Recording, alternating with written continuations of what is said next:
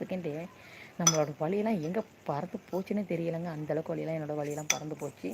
அப்புறம் வந்துட்டு கண்ணுக்கு வந்துட்டு ஒயிட் கலர் 2 துணி கட் பண்ணி வச்சுட்டாங்க. வச்சுவிட்டு இடையில ஒரு ஸ்க்ரீன் மாதிரி போட்டுவிட்டு வயிறை வந்துட்டு கொஞ்சம் கொஞ்சமாக வந்துட்டு கிளிக்க ஆரம்பிச்சிடுறாங்க. எப்படின்னாக்கா கணத்தில் அடித்தாங்க எனக்கு 2 டைம். அடித்தப்போ வந்துட்டு இந்த மாதிரி ஏதாவது வலிக்குதான்னு கேட்டாங்க. அவன் லைட்டாக வலிக்குதுன்னு சொன்னேன். செகண்ட் ஒன் டைம் கேட்கும்போது இல்லை இப்போ வந்து லைட்டாக தான் இருக்கிறேன். தேர்ட் ஒன் கேட்கும்போது வலி இல்லை அப்படின்ட்டு. அப்போ சரி ஓகே அப்படின்னு சொல்லிட்டு வேறு கிளிக்க ஆரம்பிச்சாங்க. அந்த வேறு கிளிக்கிட்டே என்ன பண்ணிட்டேன், மயக்கத்தில் இருக்கேன், எனக்கு வலி தெரியல. ஆனால் வந்துட்டு கண்ணில் உள்ள அந்த துணியை எடுத்துகிட்டு ரிமூவ் பண்ணிட்டு பார்க்க ஆரம்பிச்சு டாக்டர் திட்டாங்க மாதிரி பார்க்குறாங்க. அப்புறம் மூடிட்டேன்.